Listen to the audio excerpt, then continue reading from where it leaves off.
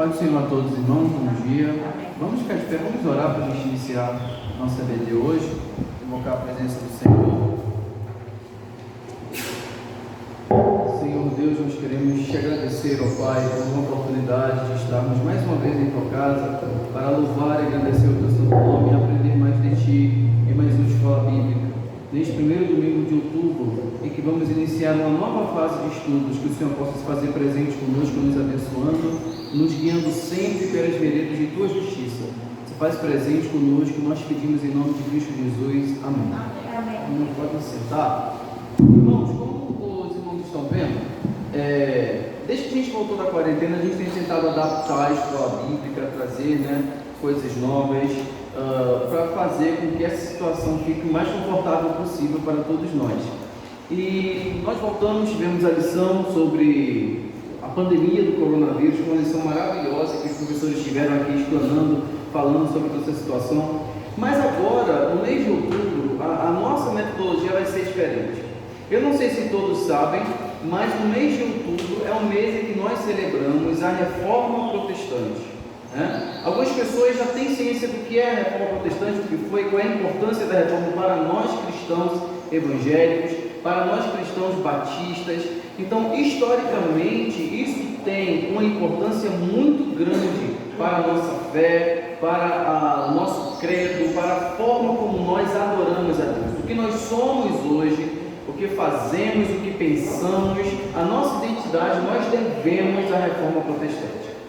E neste mês, no mês de outubro, a Escola Bíblica Dominical vai estar celebrando esse grande acontecimento, vai estar celebrando a Reforma Protestante, de modo que a revista da Associação Batista, ela é suspensa no mês de outubro, mas a gente vai voltar com ela em novembro. O que vai acontecer?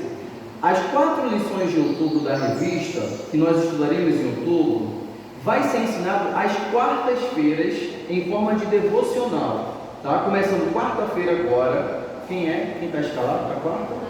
A irmã Imaculada vai dar então a primeira lição da revista, tá bom? Quarta-feira agora. Aí na outra quarta-feira vai ter outra irmã que vai dar a lição, porque aos domingos nós vamos estar estudando a apostila que os irmãos receberam aí, tá? Herbert, faça o favor de doar a sua para quem chegou agora. Você tem o celular.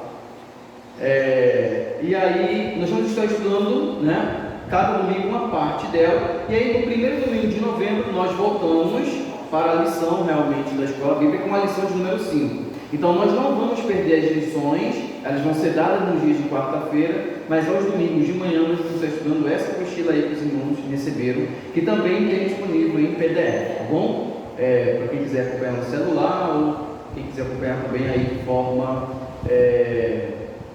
prática. Bom, então vamos lá, vamos falar um pouco da Reforma Protestante, vamos falar um pouco sobre esse acontecimento, por que ele é importante para nós, por que nós estamos aqui falando disso.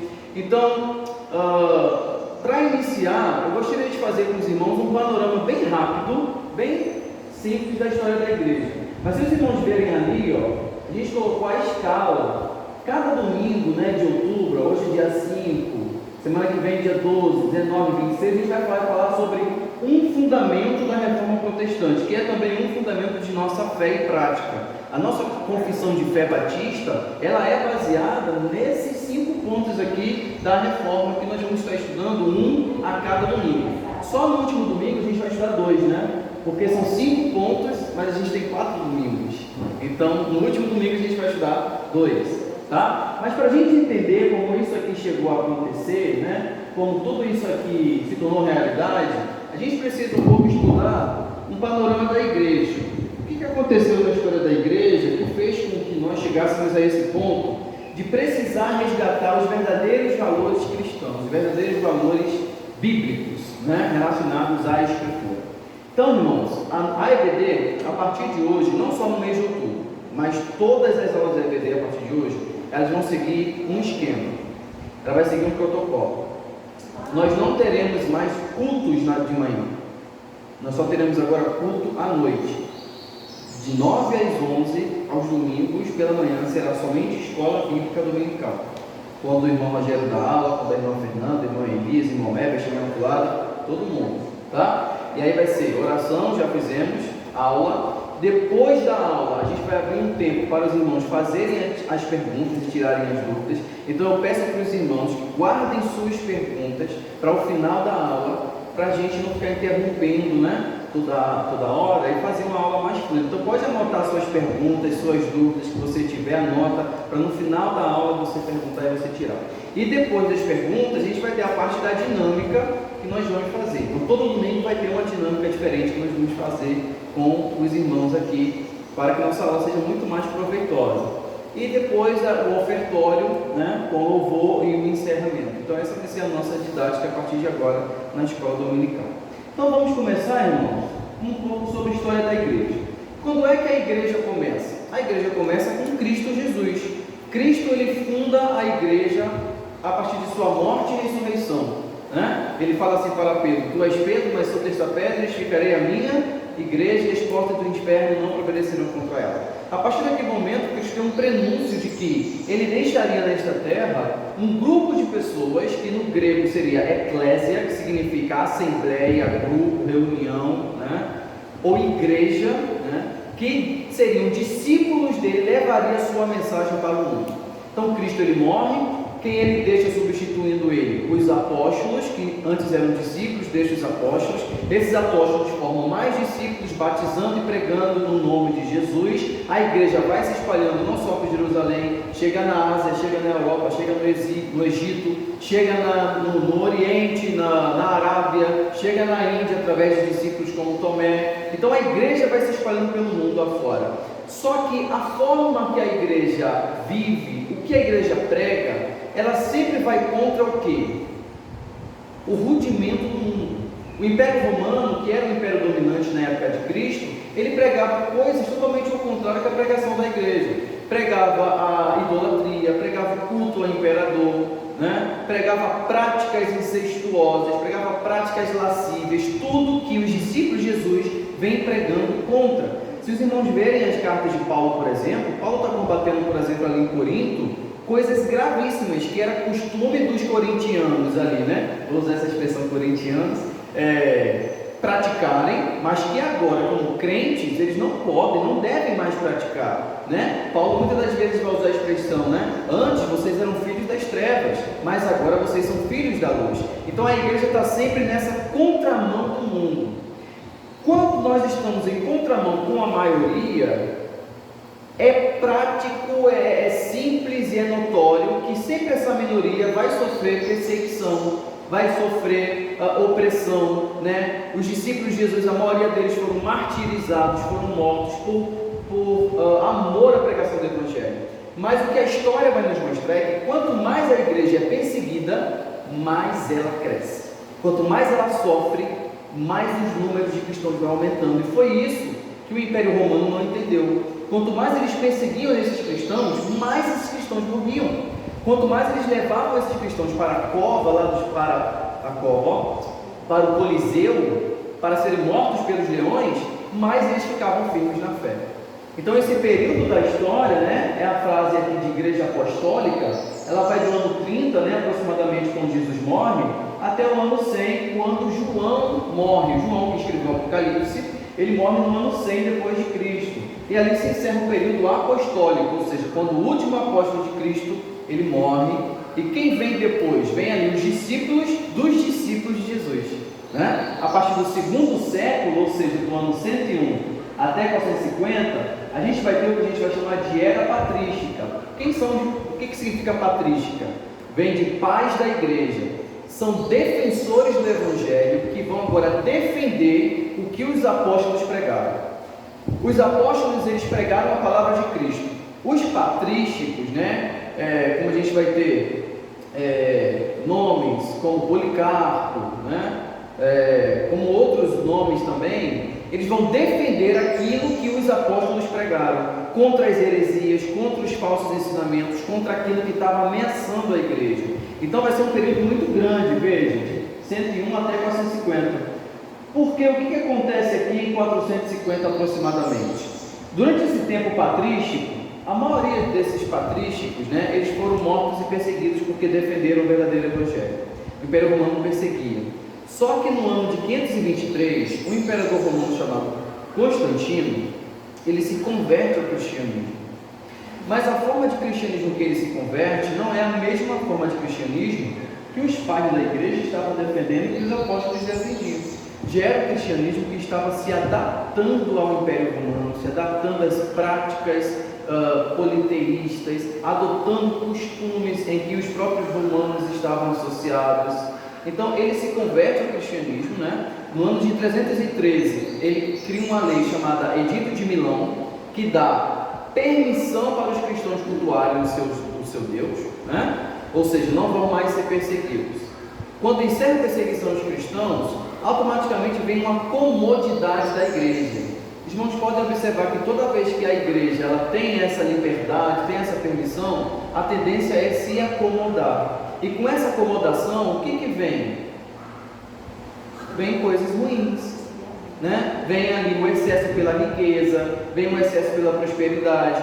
No ano de 523, veja, 10 anos depois, esse imperador romano Constantino, ele decretou que o cristianismo seria a religião oficial do império, que todos no império deveriam ser cristãos. Mas aí os irmãos já podem imaginar que esse cristianismo não é o mesmo cristianismo que os apóstolos pregaram. Não é mais aqueles ensinos contra as práticas mundanas, contra, né, todo esse sistema mundano. Então, a partir daquele instante, onde é que fica sendo a sede da fé cristã? Na capital do Império Romano, que naquela época era dividida em dois. Um era em Roma e um era Constantinopla. Mas os irmãos podem imaginar hoje, onde é que é a sede da fé cristã, do cristianismo? É em Roma. Então é aí que começa o que nós vamos chamar de igreja medieval, né? Ou que nós vamos conhecer como igreja católica apostólica romana. Como o cristianismo ele tem a sede em Roma, quem dos irmãos acham que vai ser o homem mais top do cristianismo? Vai ser o bispo de Roma, vai ser aquele que tem um bispado em Roma, né? O bispado, irmãos, é o que a gente conhece como pastorado, tá? O presbítero, o bispo, o pastor, é tudo a mesma coisa, né? Denominações diferentes usam termos diferentes, mas a função é a mesma. Então o bispo de Roma passa a ser a figura de mais importância no cristianismo. Ele concentra todo o poder nele. Nós conhecemos hoje o bispo de Roma pelo outro nome. Se a gente falar assim, você sabe quem é o bispo de Roma? Muitas pessoas não conhecem. A gente conhece mais como Papa. Ele é o bispo de Roma. Então ele concentra ali a figura do cristianismo dele. Do período medieval, né, até o período ali da pré-reforma, a igreja ela vai sofrer várias alterações. Ela vai adotar costumes, práticas, cultos e doutrinas que não foram baseados nos escritos apostólicos, ou seja, nem no Antigo nem no Novo Testamento. A igreja ela vai sofrer uma transformação muito grave. Ela vai se associar aos poderes seculares, aos reis, aos monarcas, aos príncipes, vai querer cada vez mais poder, vai decretar guerra, vai desfazer guerra. Então o que a gente vai ter é uma perversão do cristianismo, e ela vai perseguir o que ela vai dizer que são heresias. Por exemplo, os valdenses, que foi uma heresia que a Igreja Católica condenou lá no século XII, eles pregavam o quê? Eles pregavam o desapego da riqueza, pregavam a pureza do episcopado, ou seja, que os bispos, os presbíteros deviam ser desprovidos de riqueza material, deviam ser simples. E por eles pregarem esse afastamento da riqueza, eles foram condenados pela igreja como heréticos, foram perseguidos e mortos. Então veja que já no século XII, lá no ano 1100 e alguma coisa, já haviam grupos de pessoas que estavam querendo lutar contra esse segmento secular da igreja. A igreja cada vez mais estava se tornando uma instituição mundana, ao invés de um meio pelo qual nós deveríamos conhecer a Cristo como o único e suficiente Salvador, né?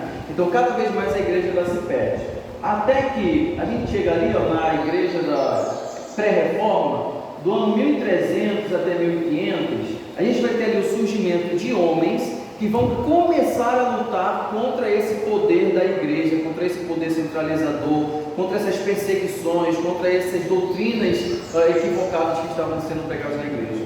Só que até aí, irmãos, o mundo não estava preparado para essa mudança. A política, a economia não estava preparada. Tudo ainda era centralizado na Igreja Católica Apostólica Romana. Tanto é, irmãos, que em 1500 tem um acontecimento histórico muito importante para nós brasileiros. O que acontece em 1500? Tirando a Fernanda que dá aula sobre isso. Descobrimento do Brasil, né? Nessa época aqui, ó. E quem descobre o Brasil? Pedro Álvares Cabral, representante da coroa portuguesa, que é associada à Igreja Católica. Então, por isso que nosso surgimento aqui, como nação, ela tem origem católica, né? Ela tem esse ensinamento católico. Nessa mesma época, em 1500, veja, em 17 anos depois, irmãos, que o Brasil foi descoberto, né? Não havia um lençol no Brasil e tiraram, né? O Brasil foi invadido, na verdade, né? Já haviam pessoas aqui morando, mas a gente usa o termo descobrimento, né? Para ficar menos feio, né? Nos nossos amigos portugueses. Vai começar a época dos reformadores. E aí o mundo já estava totalmente diferente, as nações já estavam totalmente diferentes e estavam já insatisfeitos com a igreja, seu poder, sua influência, sua corrupção. E aí vai surgir um determinado homem que vai encabeçar esse movimento de reforma eclesiástica. A ideia dele inicialmente era reformar a igreja de dentro para fora. Ele não queria acabar com a igreja católica, ele não queria acabar com os padres, com os bispos, não. Ele queria reformar. Se está ruim, a gente não precisa desabar, vamos fazer uma reforma, né? É como a gente faz, por exemplo, na nossa casa. Se está ruim, se tem como não destruir, reforma. Agora, se não der jeito, a gente tem que destruir, né? Então, o início do movimento dele vai ser uma reforma na igreja. E ele não vai ser o primeiro a fazer isso, ele só vai ser o primeiro a ter sucesso. Mas haviam outros antes dele, tá? Que já queriam fazer essa reforma, mas não conseguiram.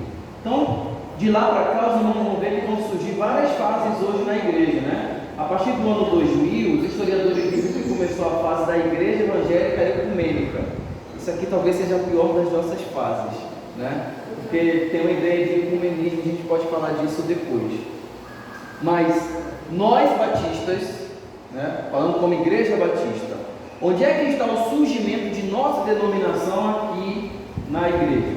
Está aqui, ó, na igreja reformadores, nessa época aqui. É nessa época aqui de 1500 a 1600 que surgem os nossos princípios batistas, o nosso princípio denominacional. Ele surge ali, né? Posteriormente vão surgir os nossos irmãos pentecostais, né? Depois os neopentecostais, né? E hoje a gente está caminhando para coisas bem mais esquisitas do que essas coisas, né? Mas vamos lá. Então, ó, circulei ali para os irmãos verem. Essa é a nossa área de interesse para nós estudarmos. Bom, quem era o Papa no ano de 1500, ali na época que vai surgir o homem que vai tentar reformar a igreja? O Papa era um homem chamado Leão X, né? Essa imagem aqui representa um quadro dele. Durante o papado dele, né, surgiu um movimento reformista que levaria a divisão do cristianismo na Europa, tá? Esse quadro é do pintor Rafael, né? É muito conhecido ele na história, na literatura. E aí vai surgir durante o papado dele um movimento de reforma na igreja. E a gente vai falar sobre esse movimento. O que vai ser esse movimento? Se a gente pudesse definir, né? Eu coloquei bem simples aqui. É um movimento de fiéis insatisfeitos com a igreja católica, dando origem a novas religiões cristãs e às mudanças na igreja católica. Então, o que esse movimento vai trazer?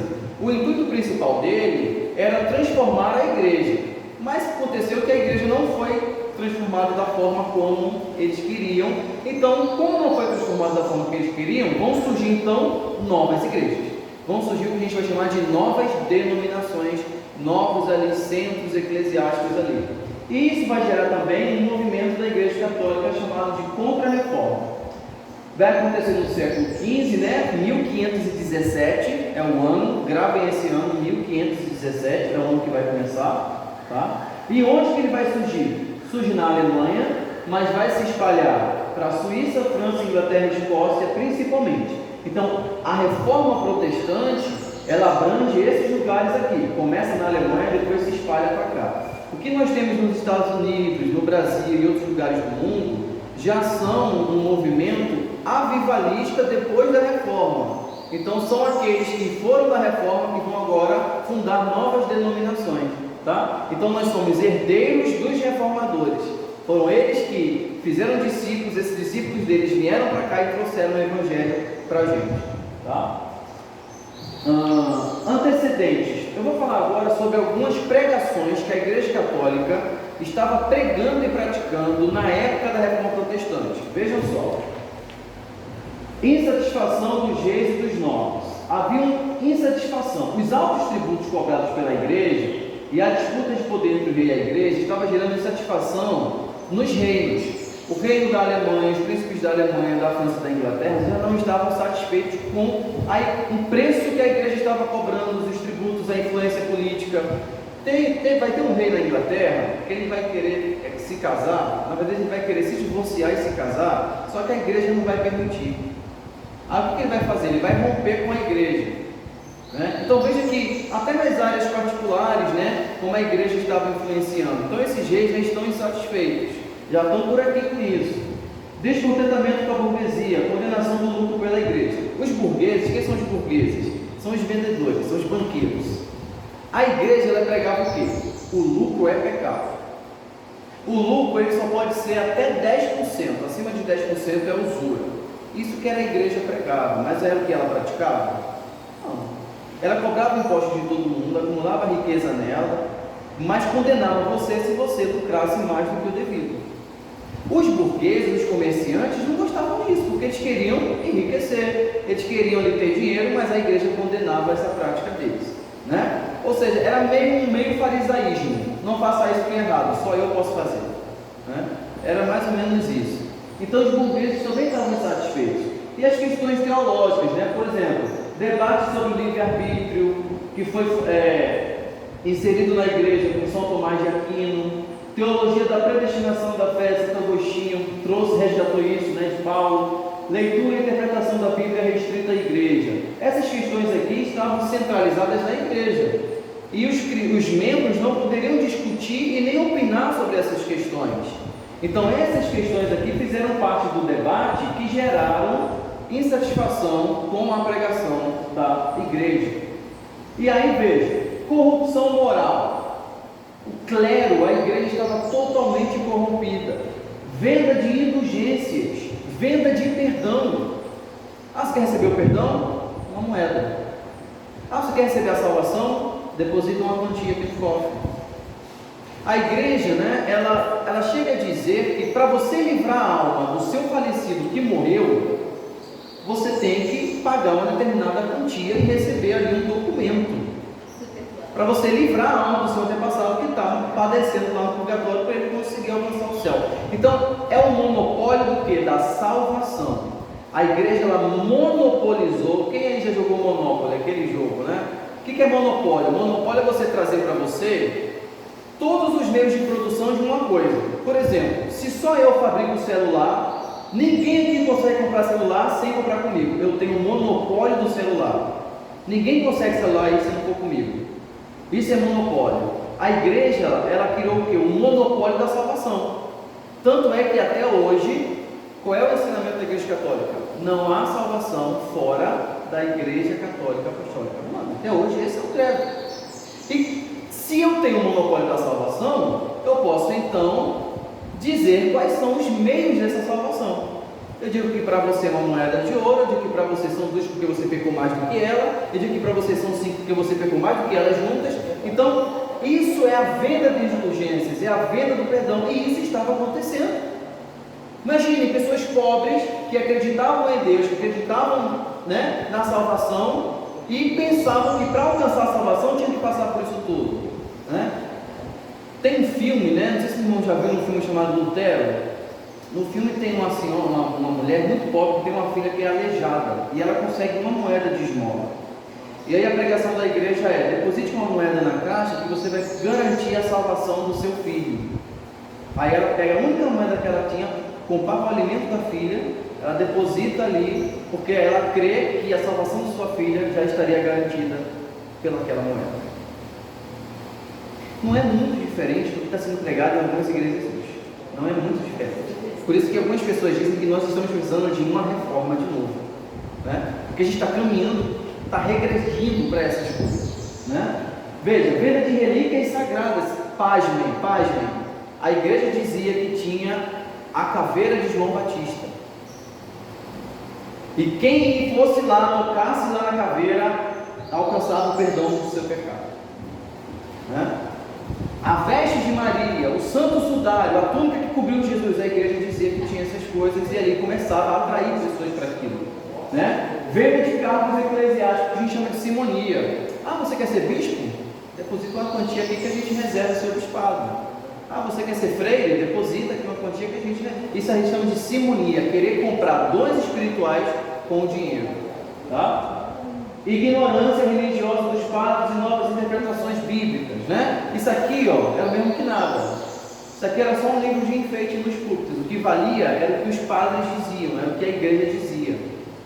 Aí os irmãos podem perguntar: ué, mas as pessoas não conferiam na Bíblia para dizer se estava certo ou errado? Não, porque o povo não tinha a Bíblia. A igreja não publicava a Bíblia. As pessoas não tinham acesso às escrituras.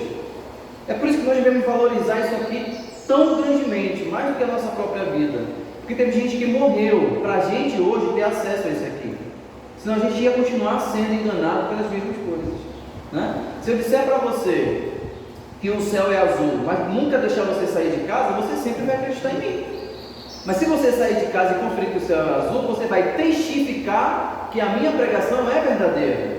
É fazer como os crentes de Bereia, né? Eles confirmavam lá nas escrituras o que Paulo estava dizendo, né? E depois o Renascimento, que teve um movimento de antropocentrismo, ou seja, trazer para o homem o centro do conhecimento, do saber, mas isso aí vai ser depois da reforma.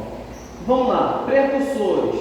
Teve um homem chamado John Wycliffe, já no ano 1324, ele foi um teólogo inglês, que ele já condenava já as vendas de indulgências pela igreja. Ele defendeu a formação de uma igreja nacional, leitura da Bíblia pelos fiéis, mas foi morto pela igreja, porque Deus já defendia essas coisas, foi perseguido e morto. Outro homem chamado John Hus, né, que leva o nome do nosso seminário, não sei se vocês já viram na camisa dos nossos professores do seminário de teologia, é o seminário John Hus, vem desse homem aqui, né? Ele era tcheco, né? Professor da Universidade de Praga, e ele denunciou os abusos da igreja e pregava uma atitude exemplar. Esse cara foi queimado, vivo, por defender essas coisas.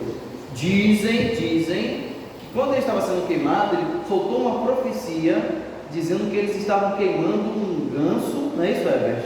Mas que um século depois viria o quê? Uma águia, né? Acho que é pavão. Viria um pavão que iria terminar a obra que ele começou, né? Um século depois. Dizem, isso é uma lenda, né? Não dá para confirmar. Bom, o que aconteceu um século depois?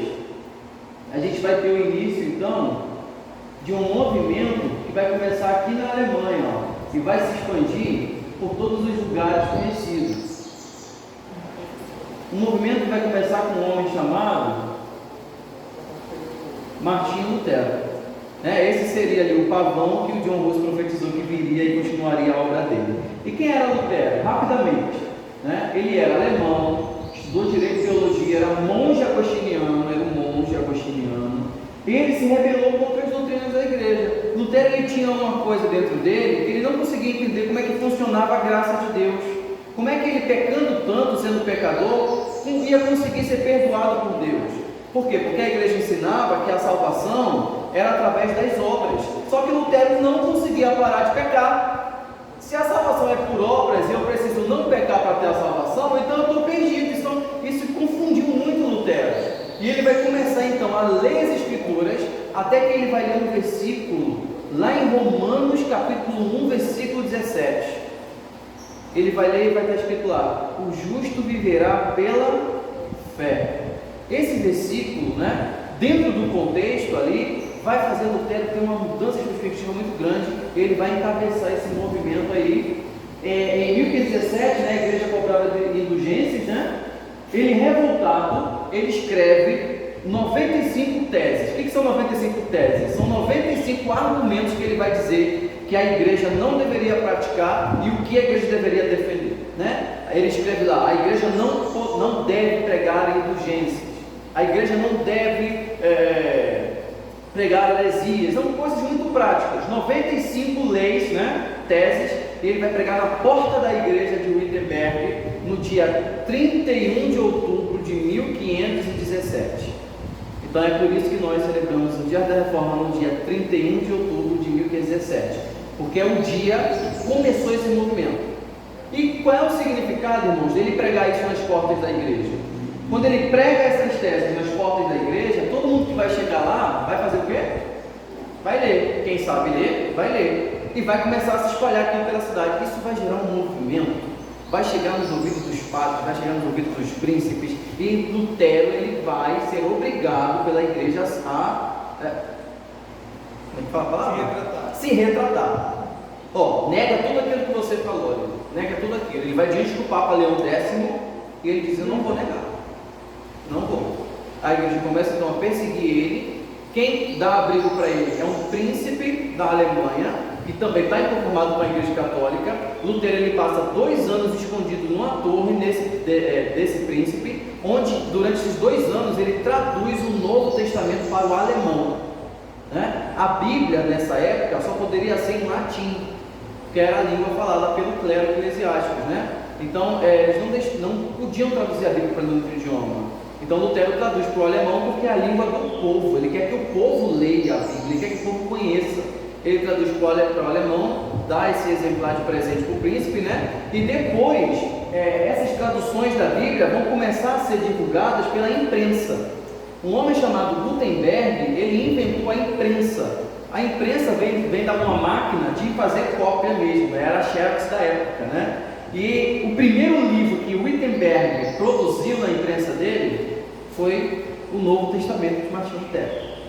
Foi o Novo Testamento traduzido por ele. Então veja só como é que Deus vai moldando a história para fazer que isso surja no momento certo, na hora certa, para que Lutero, não sozinho, mas com a ajuda até dos políticos e da imprensa, conseguisse ter sucesso em seu movimento, né? Então, como eu falei para vocês, iniciou assim então uma discussão, né, entre Lutero e as autoridades. Ali tem uma imagem, né, que representa Lutero pregando as 95 teses na porta da igreja, né, no dia 31 de outubro de 1517.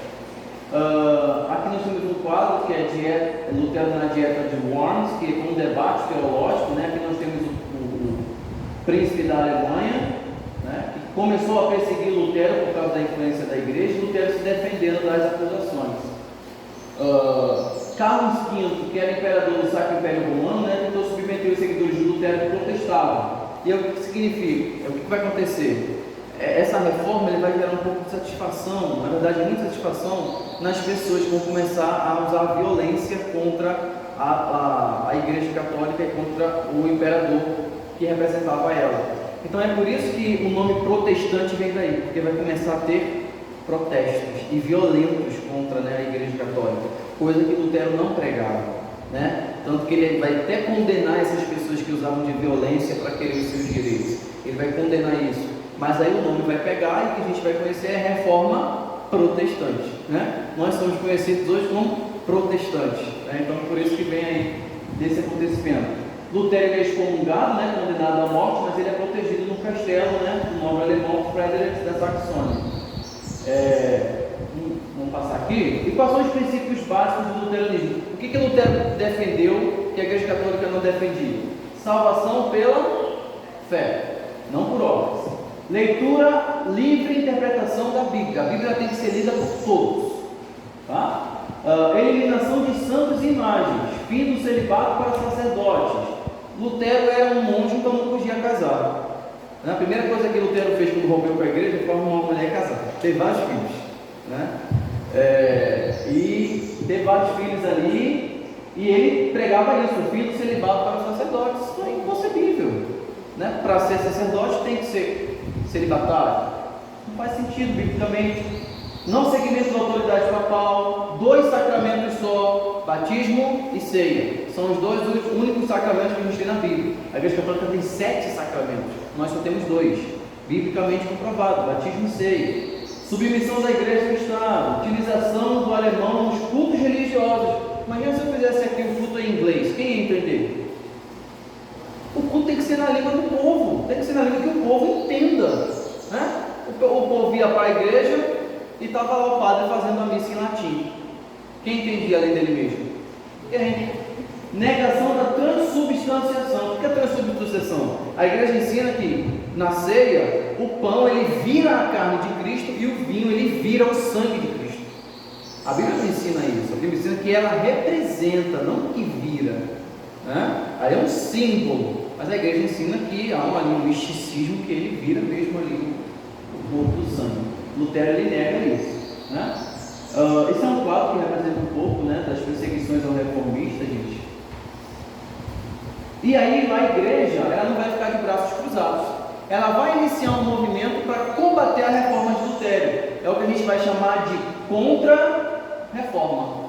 Veja, Lutero iniciou a reforma, a igreja agora vai vir com uma contra-reforma, tá? Ou seja, ela vai tentar resgatar os seus valores, vai tentar ali defender o que ela praticava contra a expansão do cristianismo de Lutero e do protestantismo. E aí, as medidas da Igreja Católica para conter o avanço do protestantismo. Ela forma o Concílio de Trento em 1545 e nesse concílio aqui, ela estabelece várias regras. Uma das coisas que a Igreja Católica estabelece no Concílio de Trento é quais seriam os livros que iriam compor a Bíblia. Porque Lutero, ele só aceita como inspirado os 39 livros do Antigo Testamento e 27 do Novo, formando 66 a nossa Bíblia. A Igreja Católica, ela acrescentou mais 7 livros no Concílio de Trento de 1545. E por que ela acrescentou? Porque ela precisava de base bíblica para defender as suas práticas erradas. Ela não encontrava isso nos 39, quer dizer, nos 66, aí ela vai buscar agora nos 73, né? Esses outros livros que ela acrescenta, ela vai ter lá oração pelos mortos, né? Vai ter lá anjinho protetor, tipo anjinho Rafael, né? Vai ter venda de indulgências, coisas muito esquisitas nesses livros que foram acrescentados. É por isso que nossa Bíblia e a Bíblia deles são diferentes, porque eles acrescentaram mais 7, nós continuamos com os 66, né? Vamos dizer assim, que Lutero ali decretou que seria os inspirados. Isso tem um longo debate, né, irmão? A igreja, né, ela vem, com a não proibição das vendas de indulgências. Então, tudo que Lutero dizia, ela dizia o contrário, né? E ela também vai formar um campo missionário que vai começar pela Companhia de Jesus, que a gente vai conhecer como jesuítas, né? Os jesuítas foram muito importantes aqui no Brasil. Foram eles que a igreja enviaram para catequizar os índios, né? Inácio de Loyola, por exemplo, que foi o padre, né, que veio aqui para o Brasil para catequizar os índios, foi pelo movimento da Companhia de Jesus, porque olha só, 1545, só havia feito 45 anos que isso aqui tinha sido descoberto. Então, o surgimento do Brasil está entrelaçado ali com o movimento da Reforma Protestante. E não vai demorar muito para esses reformadores chegarem aqui. Já nos anos ali 1600, já vão ter ali missionários calvinistas, né, de João Calvino, ali da Suíça, reformadores, que vão vir aqui no Brasil. Eles não vão chegar a fundar igrejas, porque era proibido ainda aqui, né? A Igreja Católica mandava, mas vão começar a pregar o Evangelho ali. E só depois os batistas vão chegar, né? Os assembleanos vão chegar depois também, vão ter liberdade de culto. Aqui um quadro, parece muito nos livros de histórias. Aqui é no Brasil, a gente tem os índios e o padre Inácio de Loyola pregando para os índios a catequização, para eles se converterem ao cristianismo católico. E aí, né, tribunais do Santo Ofício e da Santa Inquisição. O que a igreja fazia com quem não aceitava as regras dela? Torturava e matava. Isso aconteceu com várias pessoas. Aqui a gente tem alguns objetos que eram utilizados na Inquisição. É óbvio que a igreja, ela não fazia isso diretamente, ela fazia por meio de quem? Do Estado, dos reis, dos príncipes, que tinham, né, o monopólio da violência, mas se a igreja mandava neles, eles faziam o serviço para a igreja, né? Então, eram coisas terríveis mesmo, coisas horríveis que eram praticadas. Rituais de inquisição, queimavam as pessoas em praça pública, né? Isso vai gerar rivalidades na Europa. Por exemplo, a Espanha, que é um país católico até hoje, vai fazer guerra contra a Inglaterra, que vai se converter ao protestantismo. A Holanda também vai ser perseguida. Então vai ter guerras na Europa até que nós chegássemos a uma paz e a uma tolerância religiosa religiosa que nós estamos hoje, né? Tolerância entre aspas. E aqui a gente tem um mapa, gente, que representa as religiões do mundo. O que vocês estão vendo de amarelo é cristianismo. É as áreas do mundo onde o cristianismo domina. Está em amarelo. Ó. O verde é o islamismo. Olha as áreas onde ele domina. O laranja é o hinduísmo. O rosa, o budismo. O marrom, o judaísmo. Só um pontinho aqui bem pequenininho de Jerusalém, né? Esse marrom mais claro, né, a religião chinesa, que é uma mistura de budismo, né, com hinduísmo, e outras religiões nas partes mais clarinhas assim. Então nós temos que, é claro que esse cristianismo aqui é o cristianismo católico e protestante, tá? Quando a gente fala cristianismo, a gente está juntando católico, protestante, reformado, batista, assembleano, tudo junto. Essas são as áreas aqui. E aí vamos lá. A gente teve ali consequências da reforma, né? O que mudou com a reforma? Teve um estímulo ao individualismo, declínio da doutrina do justo preço, maior liberdade para o lucro, para a acumulação. Vamos prosseguir aqui para a gente entender. Vamos lá. E a construção teológica iniciada por Martinho Lutero deu origem a um princípio conhecido como 5 sóis. Vamos lá. Se a gente tivesse que resumir tudo que os reformadores pregaram, a gente resume em 5 pontos. Aí eu quero que vocês repitam comigo aí esses 5 pontos. Vamos repetir juntos? Somente a fé. Somente a fé. Somente a Escritura. Somente a Escritura. Somente Cristo. Somente Cristo. Somente a graça. Somente a graça. Glória somente a Deus. Glória somente a Deus. Nesses 5 pontos, os reformadores resumiram toda a doutrina teológica da reforma, né? Essa expressão aqui é latim. Isso aqui é em latim, né? Sola fide, somente fé. Sola escritura, somente a Escritura. O que diz? Só essas coisas bastam. Só isso. Qualquer coisa além disso é heresia, é acréscimo, não conta, não é bíblico. Nossa salvação, ela se baseia nesses 5 pontos aqui. Nossa vida cristã, ela se baseia nesses 5 pontos. É o que a gente chama de 5 solas ou 5 fundamentos da reforma. Tá?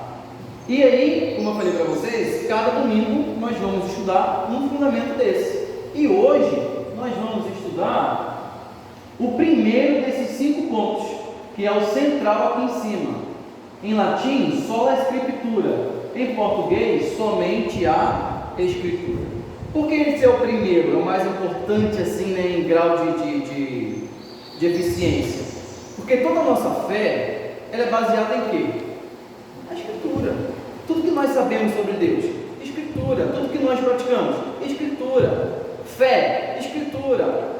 Onde é que eu conheço sobre graça de Deus? Escritura. Então tudo começa aqui, né? Então a gente vai falar um pouco sobre o sola escritura, sobre o somente a Escritura. E aí depois a gente abre, né, para as perguntas e faz nossa dinâmica. Vamos lá. Como eu falei para os irmãos, a palavra sola escritura vem do latim e significa somente a Escritura. Ela diz que a Escritura é o fundamento da fé cristã. É um fundamento. Para você fazer uma casa, você tem que construir uma base. A base da nossa fé é a Escritura. Se a gente tirar a Escritura, nossa fé desmorona. Né? Ela é a base.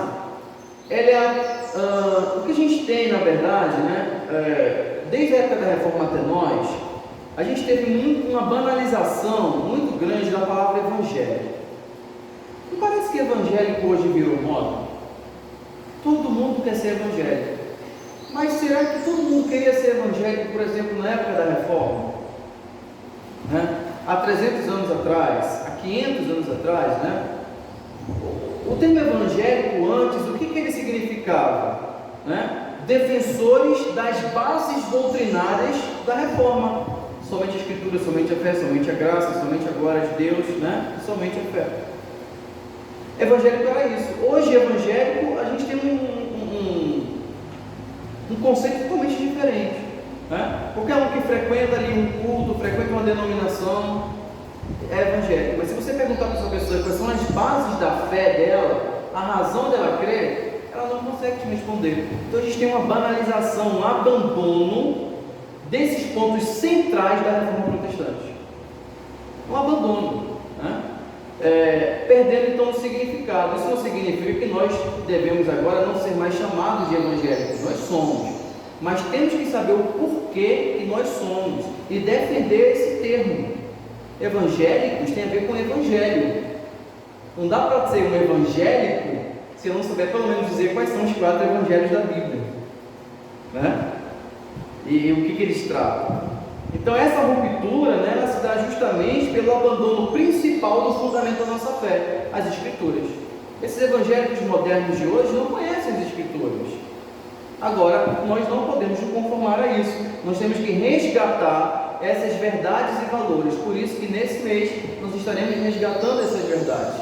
Estaremos aqui falando sobre elas e trazendo para nós a importância disso. Definição já foi. Segundo ponto, o testemunho da Escritura de si mesmo. Por que a Escritura ela é importante? Onde é que está dizendo que a Escritura ela é a base para a nossa fé? A própria Escritura fala isso dela. 2 Timóteo 3,16, olha o que Paulo vai falar lá em 2 Timóteo 3,16. Ele vai dizer assim, ó: toda Escritura divinamente inspirada é proveitosa para ensinar, redarguir, corrigir e instruir em justiça. É claro que Paulo está falando aqui de quê? Do Antigo Testamento. Porque quando Paulo escreve isso aqui, o Novo Testamento não tinha sido fechado ainda, né? Os 27 livros. Então Paulo está falando aqui dos 39 livros do Antigo.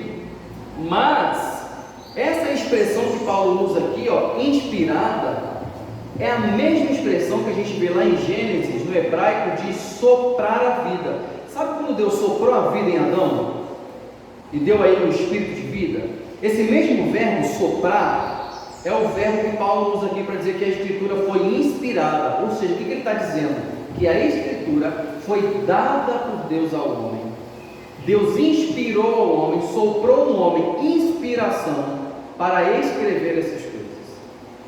A pergunta só depois. Não, é só para você repetir o toque. 2 Timóteo 3,16. Testemunho da Escritura de si mesmo. Tá? Eu não estou me adentando aí não. Se vocês verem na apostila, ela tem uma introdução histórica e agora eu estou na parte do somente a Escritura. Procurem aí o título Somente a Escritura e vocês vão achar, eu estou nessa parte aí, falando sobre isso. Eu não sei se está na página aí, mas contem as folhas aí. Eu estou falando sobre isso aí agora. Isso, aí nessa página aí mesmo. Tá? Os irmãos podem ler com calma depois, tá? A gente não vai estar aqui lendo a Escritura, lendo a apostila, tá? A gente vai aqui estar falando sobre esse ponto que a gente colocou resumido aí na apostila para os irmãos. Tem um aqui, é a última, pode pegar. É a sua. Obrigada. Aí. Depois eu tinha coisa mais dramática. Quem quiser depois, dá o nome, a gente imprime hoje e à noite a gente entrega para os irmãos, tá bom? Quem quiser aí a impressa. Então veja, irmãos, esses são os pontos. Paulo está falando sobre o Antigo Testamento que foi inspirado, mas 2 de Pedro, dá uma olhada lá. 2 de Pedro, lá no finalzinho da Bíblia, capítulo 3, versículo 15. Olha o que Pedro vai falar sobre as cartas de Paulo. Ele vai dizer assim, ó. Versículo 15: como também o nosso irmão Paulo escreveu segundo a sabedoria que lhe foi dada, falando disso como em todas as suas epístolas, entre as quais há alguns pontos difíceis de entender, que os indoutos e inconstantes torcem, e igualmente as outras escrituras por sua própria perdição. Então o que Pedro está dizendo aqui? Pedro está, 2 de Pedro, capítulo 3, versículo 15. Não, segundo 16, não? Você tem certeza? 3, 15, 16, 15 e 16. Os dois versículos. Comecei no 15, mas terminei no 16. O que Pedro está dizendo? Ele está dizendo que as cartas de Paulo são tão escrituras como o Antigo Testamento. Estão vendo? Então, tanto o Antigo como o Novo Testamento, a própria Escritura está dizendo que é inspirada, que é base para a nossa fé. Tá? Tanto que ele diz aqui no versículo 16, ó, os inconstantes, eles torcem igualmente as outras escrituras, ou seja, tanto os escritos de Paulo como os do Antigo Testamento, esses heréticos, eles ficam distorcendo e falando coisas que não são verdade. Então Pedro está dizendo que Deus está levantando ali homens para redagir um Novo Testamento tão inspirado quanto aquele que foi escrito antigamente, antes de Cristo. Então, os discípulos tinham ciência do que estavam sendo escritos na sua época era inspirado por Deus. E aquilo foi fechado no último discípulo de Cristo, João, quando escreveu o último livro da Bíblia, Apocalipse. Então veja que o corpo de escritos autorizados dado pelo próprio Deus. Foi Deus quem deu esses escritos. Foram escritos por homens? Foram. Mas quem inspirou esses homens? Deus.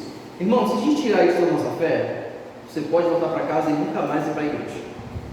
Se você não crê que Deus inspirou esses homens a escrever uma letrinha só da Bíblia, acaba com a nossa fé. Acaba. Porque tudo que a gente crê, tudo que a gente é, está baseado na crença de que Deus inspirou esses homens a escreverem os livros que compõem a Bíblia, tanto no Antigo quanto no Novo Testamento. Então, o texto da Bíblia, ele é inspirado.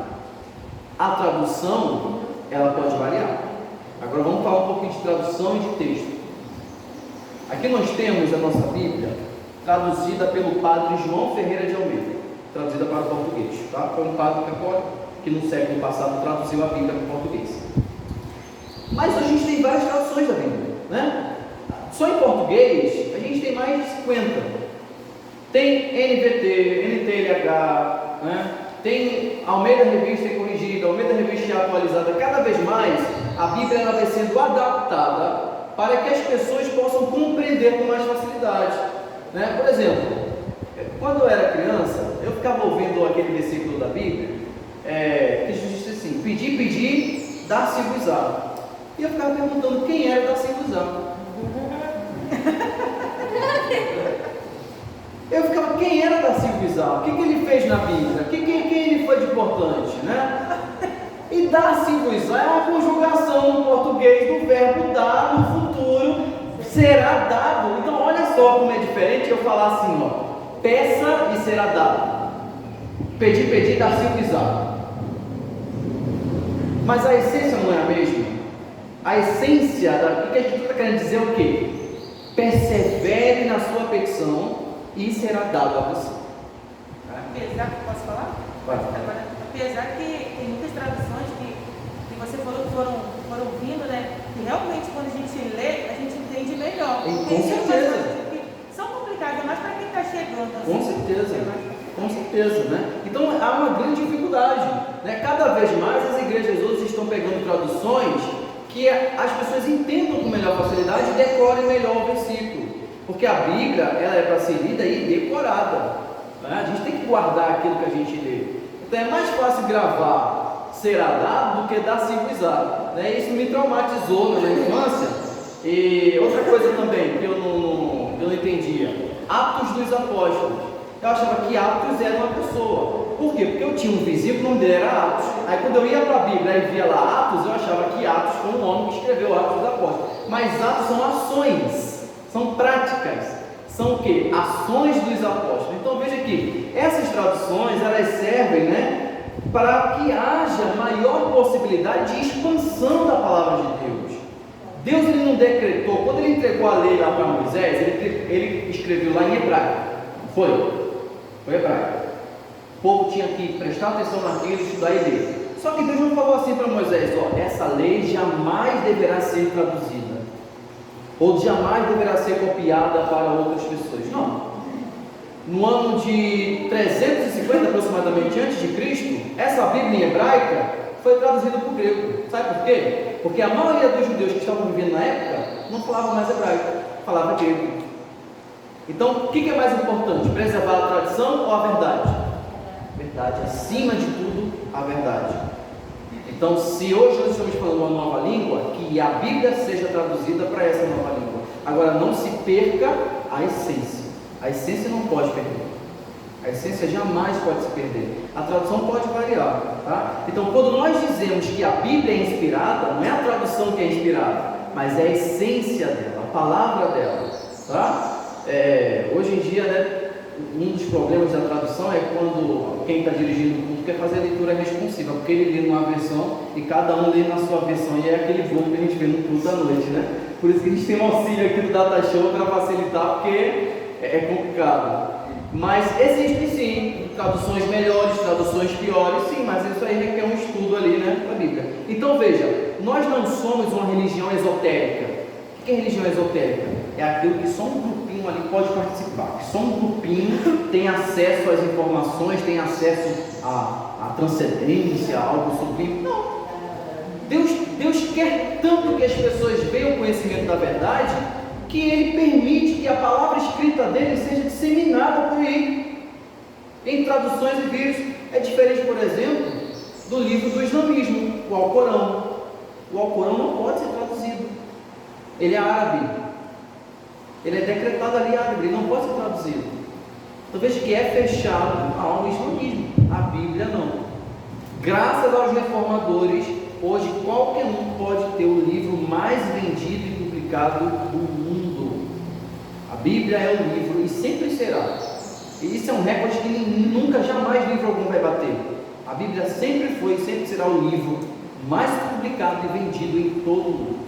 E você, irmão, não tenha só um exemplar da Bíblia em sua casa. Estimule-se a si mesmo a comprar Bíblia, comprar traduções, Bíblia de estudo. Irmão, como é bom ter uma Bíblia de estudo em casa, né? Alguns irmãos aqui às vezes me procuram e falam: Rogério, me indica uma Bíblia de estudo, me indica eu vou indicar uma tradução, procurando ali do interesse da pessoa. Não fique só com aquela Bíblia azul pequenininha com Salmo, Provérbios e o Novo Testamento, né? Se estimule a conhecer mais de Deus, a querer saber de Deus. Muitas pessoas morreram por isso. A Bíblia ela é infalível, a Escritura não pode falhar. João capítulo 10, versículo 35, olha o que Jesus está dizendo sobre a própria Escritura. João 10, 35, ele está dizendo assim, pois se a lei chamou deuses aqueles a quem a palavra de Deus foi dada, abre aspas, e a Escritura não pode ser anulada. Ou seja, a Escritura é infalível, ela não pode errar. E Cristo testemunhou isso, Cristo falou isso. Jesus garante a inerrância das Escrituras.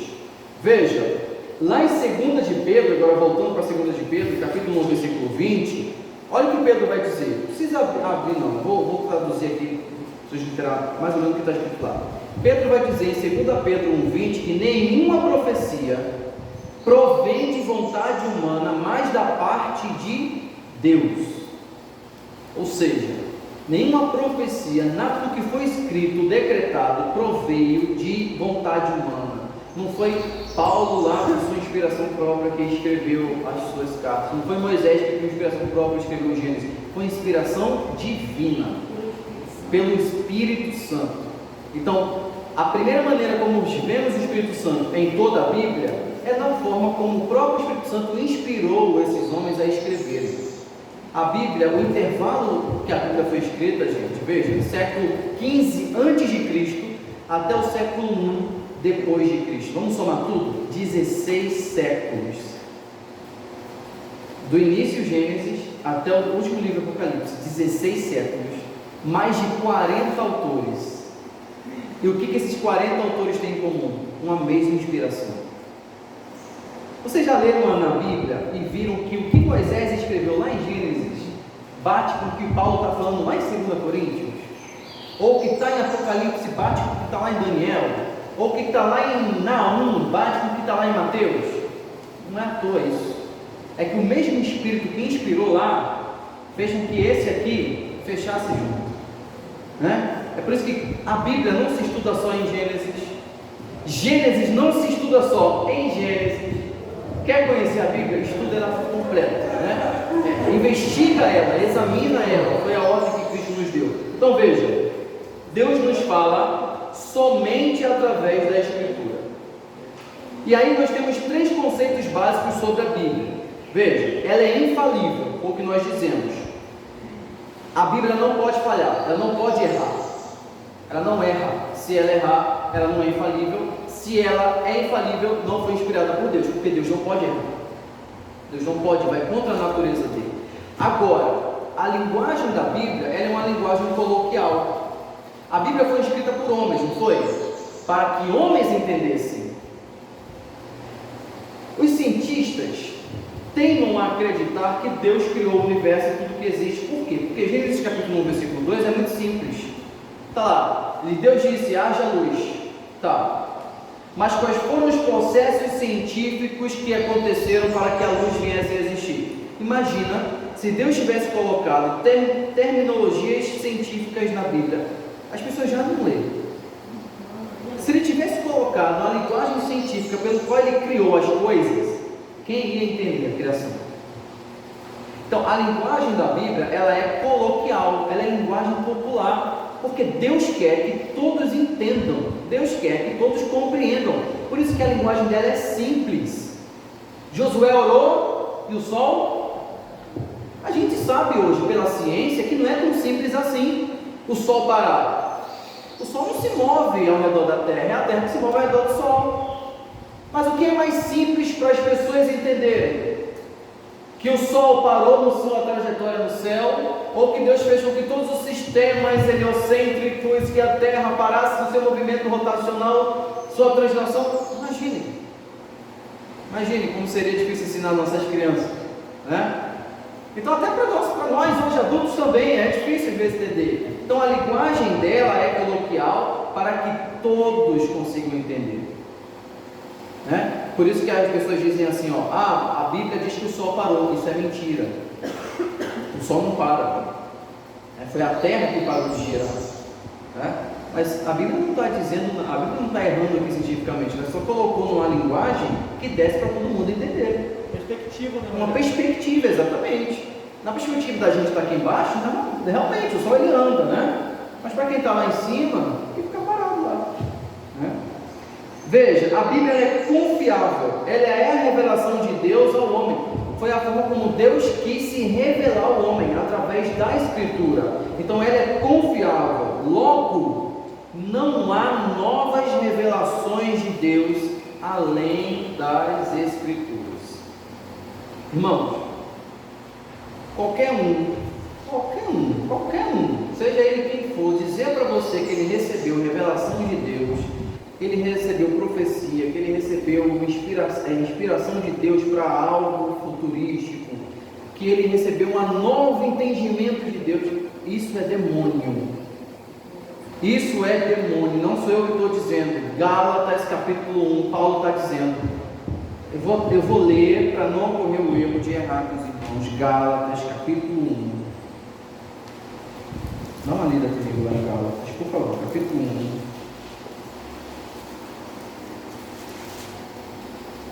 Versículo 8. Olha o que Paulo diz aqui, ó.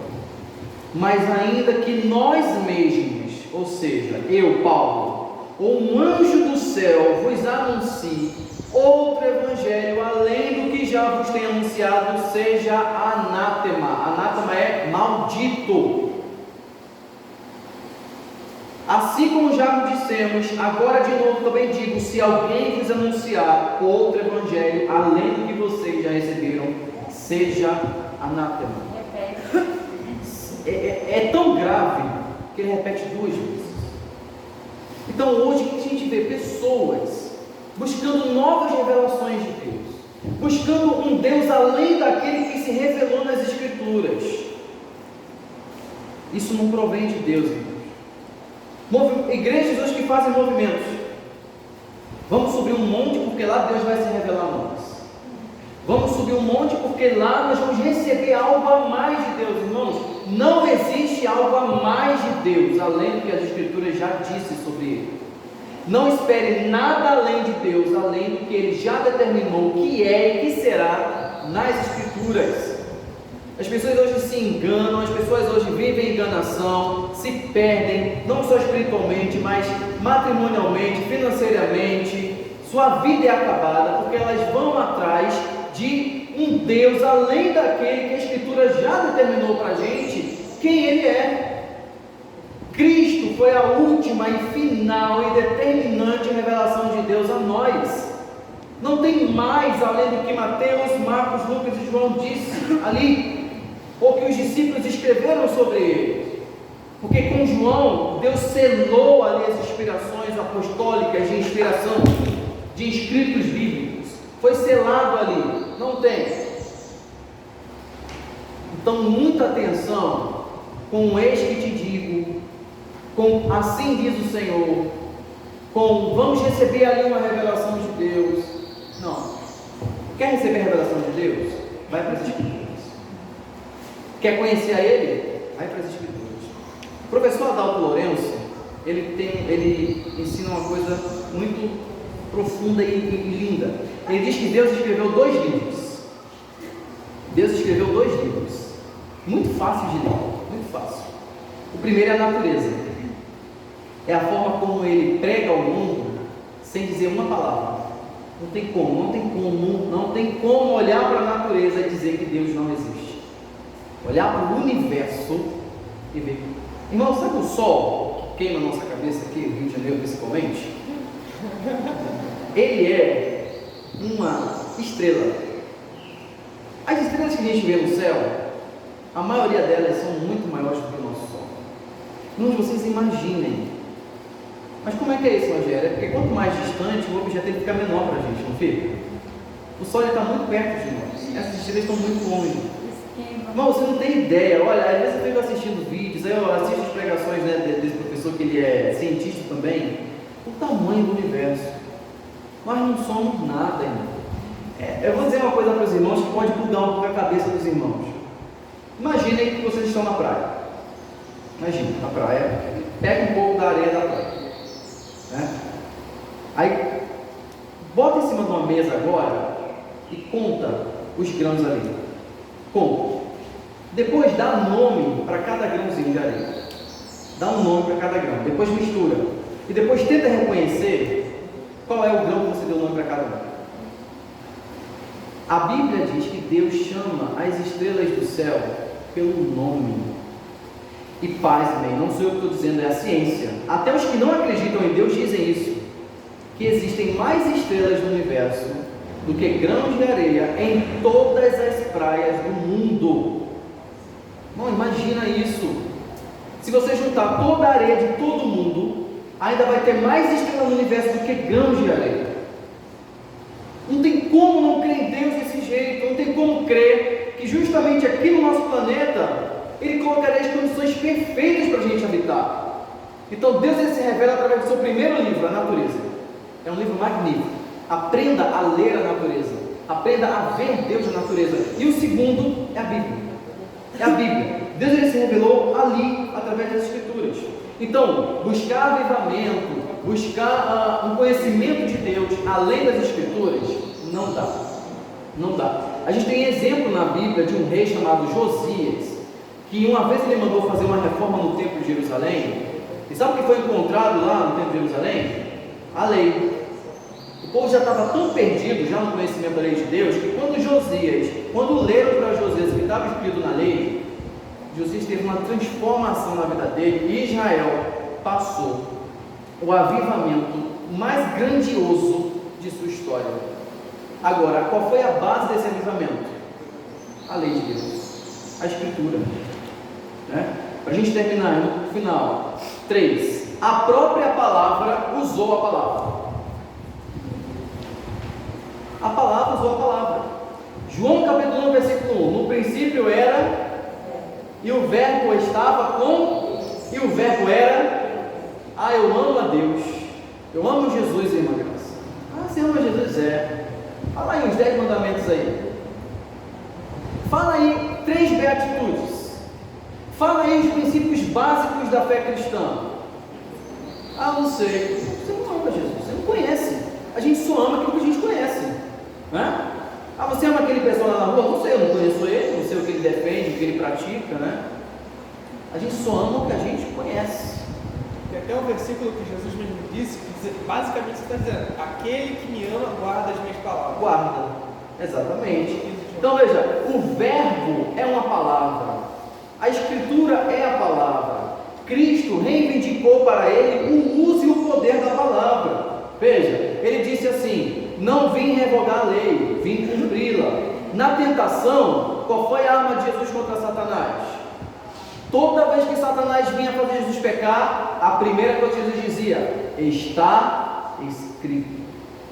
Irmão, não tem como vencer Satanás sem conhecer as Escrituras. Cristo, que é a própria palavra de Deus, venceu Satanás dizendo: está escrito. Então, como nós podemos vencer as nossas adversidades e o inimigo de nossas almas? Usando a mesma arma que Cristo usou.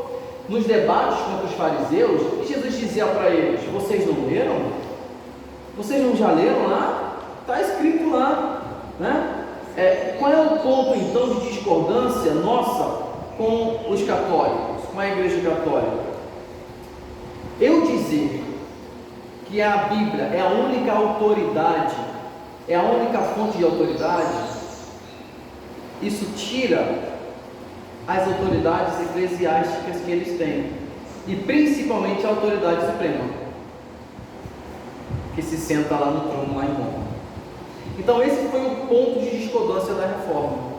A reforma dizia: nós não precisamos de um substituto, porque o Papa, ele é chamado de Vicarius de Filii Dei, que traduzido é o vigário de Cristo. O vigário de Cristo é o substituto de Cristo. Irmãos, nós não precisamos de substituto, né? A nossa crença é num sacerdócio universal. O que significa isso? Você é sacerdote de sua própria vida, né?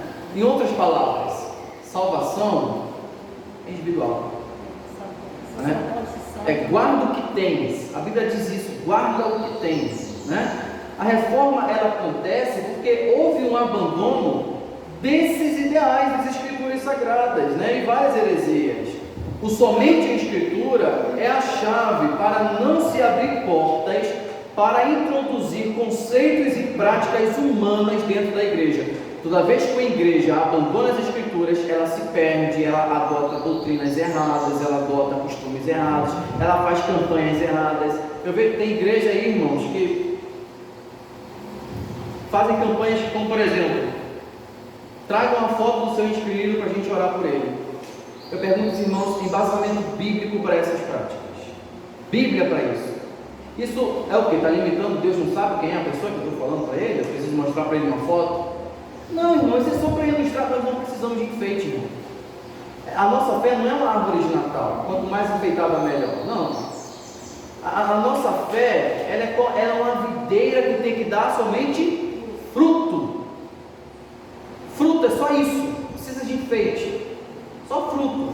Irmão, você não acha que vai ficar, que Deus vai se agradar mais? Irmão, não sou eu que estou dizendo a forma como Deus se agrada no culto, foi Ele mesmo que disse. Mas como você sabe isso? Está nas Escrituras. Aquele que lê sabe, aquele que lê não se deixa enganar, né? Não vai nessas panelinhas, né? Nessas coisas que a gente tanto vê aí, infelizmente até dentro de igrejas históricas como a nossa, né? E se perdem. Último ponto, eu gostaria de terminar fazendo uma diferença agora entre nós protestantes e os católicos, com base na fonte de autoridade. Qual é a nossa fonte de autoridade? A Bíblia. A Bíblia.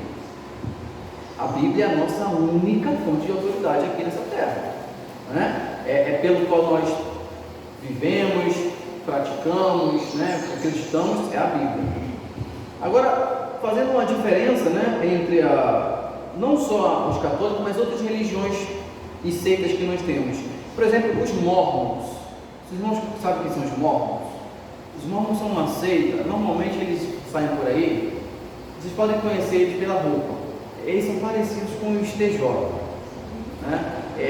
Uma calça, camisa comprida, com a gravata, uma mocinha de lado, que nem essa aqui. Mas eu não sou mormon, tá, irmão? Pelo amor de Deus. Às vezes eu ando na rua com essa bolsa e os outros me olham esquisito. Eu não sou nem mormon nem TJ. Sangue de Jesus tem poder. Mostra a Bíblia. Tá? Às vezes eu ia para a igreja, né? De terno e essa bolsa de lado. Aí era pior ainda. Mostra a Bíblia. Era pior ainda. Não, minha Bíblia tem 66 livros e eu creio no sacrifício de Cristo suficiente para a nossa salvação.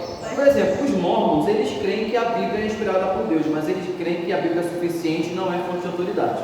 Eles têm um livro chamado de Livro de Mormon, é uma capa azul, não sei se vocês irmãos já viram, e tem escritos ali de um homem chamado Mormon, que diz que recebeu uma outra revelação de Jesus Cristo. A capa do livro de Mórmon, ela diz assim: o livro de Mórmon, o outro testamento de Jesus Cristo. Vocês têm muito Jeová também usam esse, Rogério? Não. A Bíblia de Jeová é exatamente igual à nossa, só que a tradução deles é diferente. Eles omitem até algumas coisas da Bíblia para apoiar as doutrinas deles. Tá? O Mórmon não. O Mórmon são outros livros totalmente diferentes mesmo. É o que você falou, né? Que é a maldição, né? E o Mórmon, ele diz que Cristo desceu do céu com placas de ouro e entregou para Mórmon esses escritos, dizendo que a igreja dele tinha se perdido e que esse era, na verdade, o evangelho de Cristo Jesus. Não é exatamente o que a gente leu em Gálatas 1.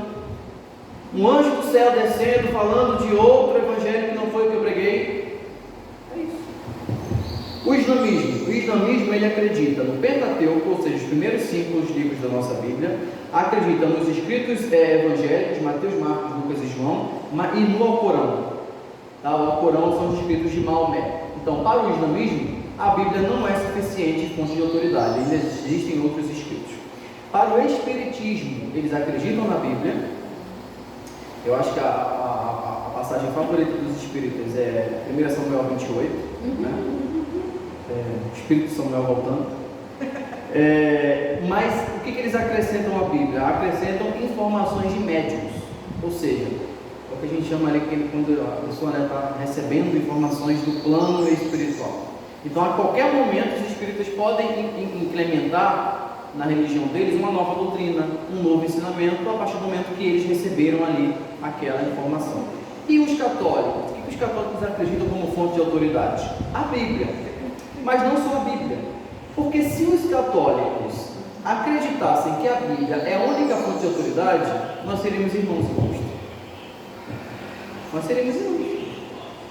Mas eles dizem que a tradição e o magistério também são fontes de autoridade. Tradição. Lembra que eu falei para os irmãos? O que é mais valioso, a verdade ou a tradição? Né? A verdade é muito mais valiosa que a tradição, mas a tradição católica, ela é imutável, ela não pode mudar. Você, não sei se alguém aqui já foi católico, tem parentes católicos, eles são rigorosíssimos com a tradição, ela não pode mudar. E em que eles embasam a tradição? Nos escritos dos padres, né, lá atrás. E o magistério, o que é o magistério? É o colégio episcopal e o Papa. O que o Papa diz é inspirado. O Papa é infalível. Isso não foi o que eu estou dizendo, são os católicos que acreditam que o Papa é infalível. O Papa não erra, não pode errar. Essa é a crença católica. Logo, o Papa, por isso que ele é o substituto de quem? De Jesus, então eles veio como Jesus. Exato. É por isso que existem segmentos dentro das igrejas evangélicas que acreditam que o Papa é o... Pode falar algo. Exatamente. Porque a descrição do anticristo que a gente tem na Bíblia é que ele toma o lugar de quem? De Cristo. É a obra de Cristo, entendeu? Eu não estou afirmando isso.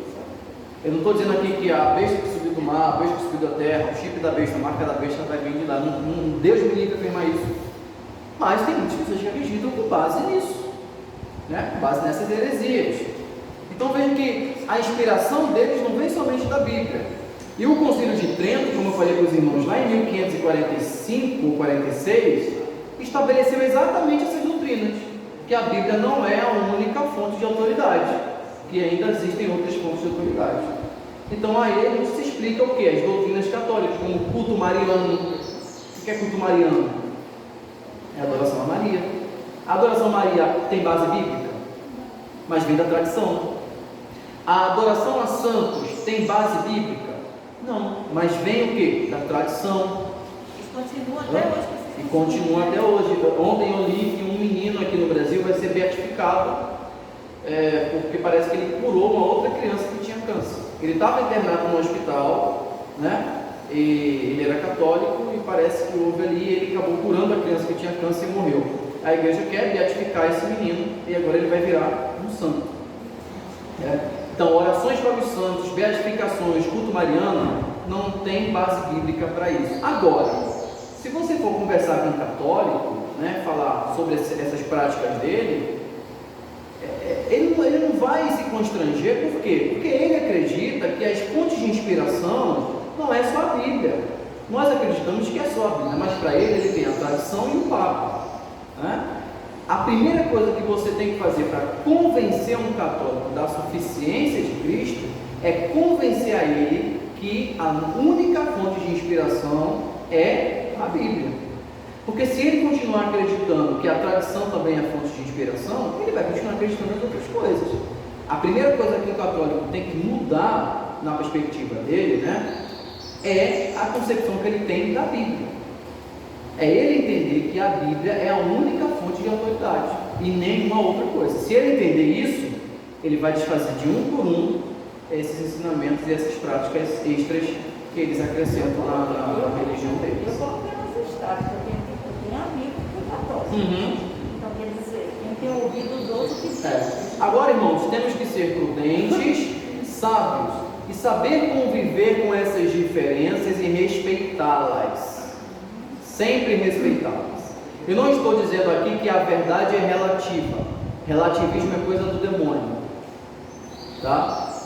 Relativismo é coisa do demônio. A verdade é relativa. Não, existe uma verdade. E ela é absoluta. E o nome dela é Jesus Cristo.